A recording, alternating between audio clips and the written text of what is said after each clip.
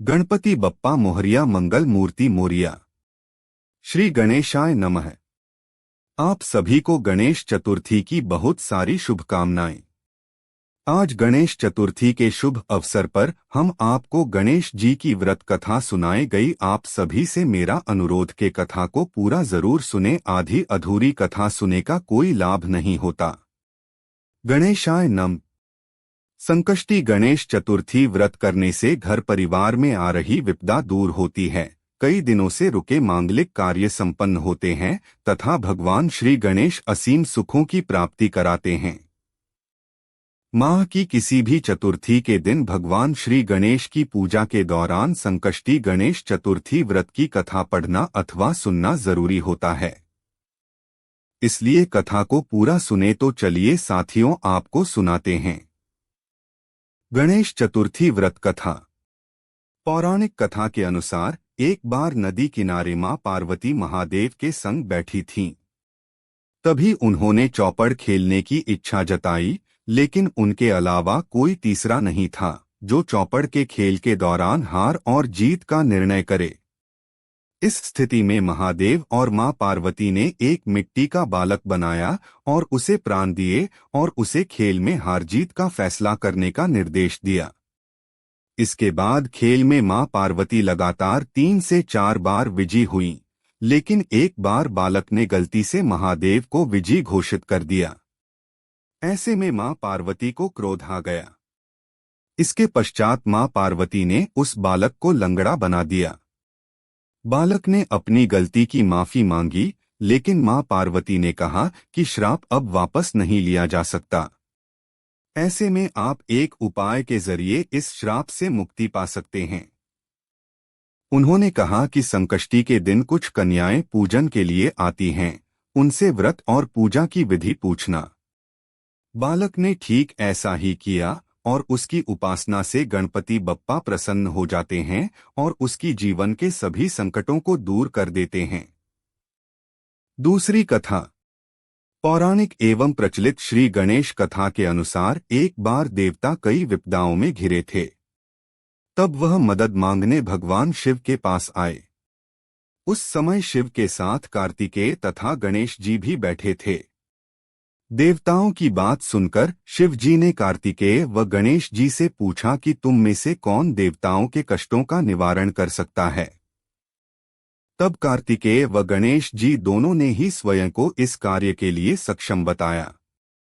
इस पर भगवान शिव ने दोनों की परीक्षा लेते हुए कहा कि तुम दोनों में से जो सबसे पहले पृथ्वी की परिक्रमा करके आएगा वही देवताओं की मदद करने जाएगा। भगवान शिव के मुख से यह वचन सुनते ही कार्तिकेय अपने वाहन मोर पर बैठकर पृथ्वी की परिक्रमा के लिए निकल गए, परंतु गणेश जी सोच में पड़ गए कि वह चूहे के ऊपर चढ़कर सारी पृथ्वी की परिक्रमा करेंगे तो इस कार्य में उन्हें बहुत समय लग जाएगा। तभी उन्हें एक उपाय सूझा। गणेश अपने स्थान से उठे और अपने माता पिता की 7 बार परिक्रमा करके वापस बैठ गए। परिक्रमा करके लौटने पर कार्तिकेय स्वयं को विजेता बताने लगे। तब शिव जी ने श्री गणेश से पृथ्वी की परिक्रमा न करने का कारण पूछा। तब गणेश ने कहा, माता पिता के चरणों में ही समस्त लोक हैं। यह सुनकर भगवान शिव ने गणेश जी को देवताओं के संकट दूर करने की आज्ञा दी। इस प्रकार भगवान शिव ने गणेश जी को आशीर्वाद दिया कि चतुर्थी के दिन जो तुम्हारा पूजन करेगा और रात्रि में चंद्रमा को अर्घ्य देगा उसके तीनों ताप यानी दैहिक ताप, दैविक ताप तथा भौतिक ताप दूर होंगे। इस व्रत को करने से व्रतधारी के सभी तरह के दुख दूर होंगे और उसे जीवन के भौतिक सुखों की प्राप्ति होगी। चारों तरफ से मनुष्य की सुख समृद्धि बढ़ेगी। पुत्र पौत्रादि धन ऐश्वर्य की कमी नहीं रहेगी। गणेश चतुर्थी व्रत की तीसरी कथा। एक समय की बात है, राजा हरिश्चंद्र के राज्य में एक कुम्हार था। वह मिट्टी के बर्तन बनाता, लेकिन वे कच्चे रह जाते थे। एक पुजारी की सलाह पर उसने इस समस्या को दूर करने के लिए एक छोटे बालक को मिट्टी के बर्तनों के साथ आवा में डाल दिया। उस दिन संकष्टी चतुर्थी का दिन था। उस बच्चे की मां अपने बेटे के लिए परेशान थी। उसने गणेश जी से बेटे की कुशलता की प्रार्थना की। दूसरे दिन जब कुम्हार ने सुबह उठकर देखा तो आवा में उसके बर्तन तो पक गए थे, लेकिन बच्चे का बाल बांका भी नहीं हुआ था। वह डर गया और राजा के दरबार में जाकर सारी घटना बताई। इसके बाद राजा ने उस बच्चे और उसकी मां को बुलवाया तो मां ने सभी तरह के विघ्न को दूर करने वाली संकष्टी चतुर्थी का वर्णन किया। इस घटना के बाद से महिलाएं संतान और परिवार के सौभाग्य के लिए संकट चौथ का व्रत करने लगीं। तीसरी कथा। एक समय की बात है कि विष्णु भगवान का विवाह लक्ष्मी जी के साथ निश्चित हो गया। विवाह की तैयारी होने लगी। सभी देवताओं को निमंत्रण भेजे गए, परंतु गणेश जी को निमंत्रण नहीं दिया। कारण जो भी रहा हो, अब भगवान विष्णु की बारात जाने का समय आ गया। सभी देवता अपनी पत्नियों के साथ विवाह समारोह में आए। उन सबने देखा कि गणेश जी कहीं दिखाई नहीं दे रहे हैं। तब वे आपस में चर्चा करने लगे कि क्या गणेश जी को नहीं न्योता है, या स्वयं गणेश जी ही नहीं आए हैं। सभी को इस बात पर आश्चर्य होने लगा। तभी सबने विचार किया कि विष्णु भगवान से ही इसका कारण पूछा जाए। विष्णु भगवान से पूछने पर उन्होंने कहा कि हमने गणेश जी के पिता भोलेनाथ महादेव को न्योता भेजा है। यदि गणेश जी अपने पिता के साथ आना चाहते तो आ जाते, अलग से न्योता देने की कोई आवश्यकता भी नहीं थी। दूसरी बात यह है कि उनको 1.25 मन मूंग, 1.25 मन चावल, 1.25 मन घी और 1.25 मन लड्डू का भोजन दिन भर में चाहिए। यदि गणेश जी नहीं आएंगे तो कोई बात नहीं। दूसरे के घर जाकर इतना सारा खाना पीना अच्छा भी नहीं लगता। इतनी वार्ता कर ही रहे थे कि किसी एक ने सुझाव दिया, यदि गणेश जी आ भी जाएं तो उनको द्वारपाल बनाकर बैठा देंगे कि आप घर की याद रखना। आप तो चूहे पर बैठकर धीरे धीरे चलोगे तो बारात से बहुत पीछे रह जाओगे। यह सुझाव भी सबको पसंद आ गया तो विष्णु भगवान ने भी अपनी सहमति दे दी। होना क्या था कि इतने में गणेश जी वहां आ पहुंचे और उन्हें समझा बुझाकर घर की रखवाली करने बैठा दिया। बारात चल दी। तब नारद जी ने देखा कि गणेश जी तो दरवाजे पर ही बैठे हुए हैं, तो वे गणेश जी के पास गए और रुकने का कारण पूछा। गणेश जी कहने लगे कि विष्णु भगवान ने मेरा बहुत अपमान किया है। नारद जी ने कहा कि आप अपनी मूषक सेना को आगे भेज दें तो वह रास्ता खोद देगी जिससे उनके वाहन धरती में धंस जाएंगे, तब आपको सम्मानपूर्वक बुलाना पड़ेगा। अब तो गणेश जी ने अपनी मूषक सेना जल्दी से आगे भेज दी और सेना ने जमीन पोली कर दी। जब बारात वहां से निकली तो रथों के पहिए धरती में धंस गए।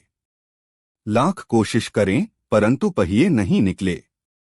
सभी ने अपने अपने उपाय किए, परंतु पहिए तो नहीं निकले बल्कि जगह जगह से टूट गए।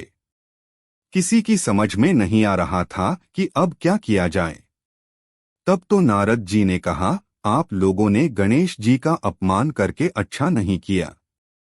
यदि उन्हें मनाकर लाया जाए तो आपका कार्य सिद्ध हो सकता है और यह संकट टल सकता है। शंकर भगवान ने अपने दूत नंदी को भेजा और वे गणेश जी को लेकर आए। गणेश जी का आदर सम्मान के साथ पूजन किया, तब कहीं रथ के पहिए निकले। अब रथ के पहिए निकल को गए, परंतु वे टूट फूट गए तो उन्हें सुधारे कौन। पास के खेत में खाती काम कर रहा था, उसे बुलाया गया। खाती अपना कार्य करने के पहले श्री गणेशाय नमः कहकर गणेश जी की वंदना मन ही मन करने लगा। देखते ही देखते खाती ने सभी पहियों को ठीक कर दिया। तब खाती कहने लगा कि हे देवताओं, आपने सर्वप्रथम गणेश जी को नहीं मनाया होगा और न ही उनकी पूजन की होगी, इसीलिए तो आपके साथ यह संकट आया है। हम तो मूर्ख अज्ञानी हैं, फिर भी पहले गणेश जी को पूजते हैं, उनका ध्यान करते हैं। आप लोग तो देवतागण हैं, फिर भी आप गणेश जी को कैसे भूल गए। अब आप लोग भगवान श्री गणेश जी की जय बोलकर जाएं, तो आपके सब काम बन जाएंगे और कोई संकट भी नहीं आएगा। ऐसा कहते हुए बारात वहां से चल दी और विष्णु भगवान का लक्ष्मी जी के साथ विवाह संपन्न करा के सभी सकुशल घर लौट आए।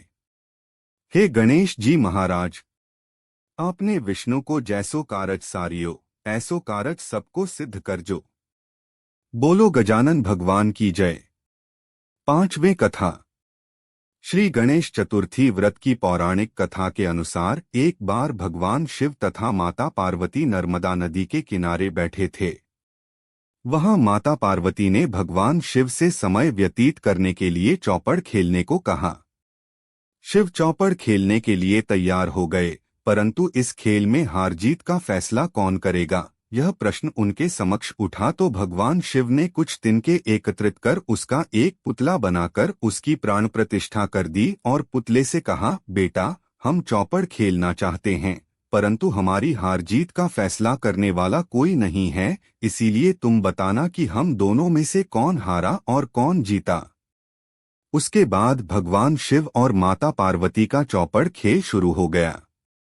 यह खेल 3 बार खेला गया और संयोग से तीनों बार माता पार्वती ही जीत गईं।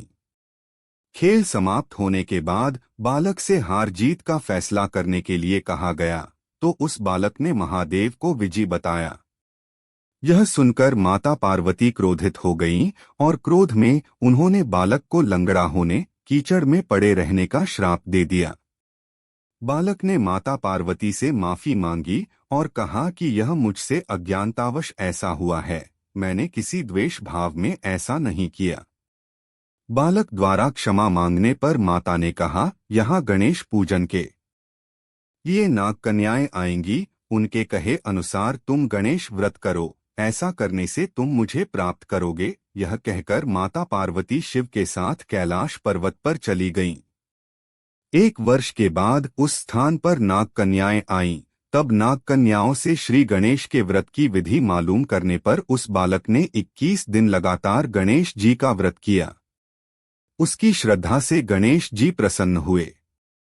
उन्होंने बालक को मनोवांछित फल मांगने के लिए कहा।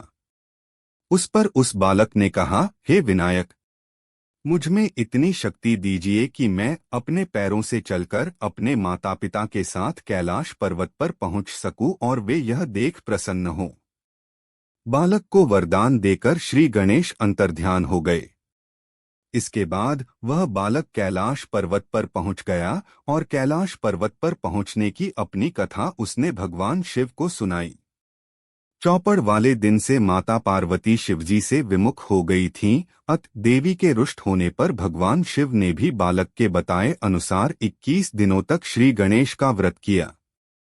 इस व्रत के प्रभाव से माता पार्वती के मन से भगवान शिव के लिए जो नाराजगी थी वह समाप्त हो गई। तब यह व्रत विधि भगवान शंकर ने माता पार्वती को बताई। यह सुनकर माता पार्वती के मन में भी अपने पुत्र कार्तिकेय से मिलने की इच्छा जागृत हुई। तब माता पार्वती ने भी 21 दिन तक श्री गणेश का व्रत किया तथा दूर्वा, फूल और लड्डुओं से गणेश जी का पूजन अर्चन किया।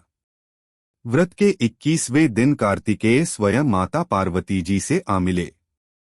उस दिन से श्री गणेश चतुर्थी का यह व्रत समस्त मनोकामनाओं की पूर्ति करने वाला व्रत माना जाता है। इस व्रत को करने से मनुष्य के सारे कष्ट दूर होकर मनुष्य को समस्त सुख सुविधाएं प्राप्त होती हैं। बोलो गणपति बप्पा मोहरिया, मंगल मूर्ति मोरिया, मोहरियारी बप्पा मोहरिया रे।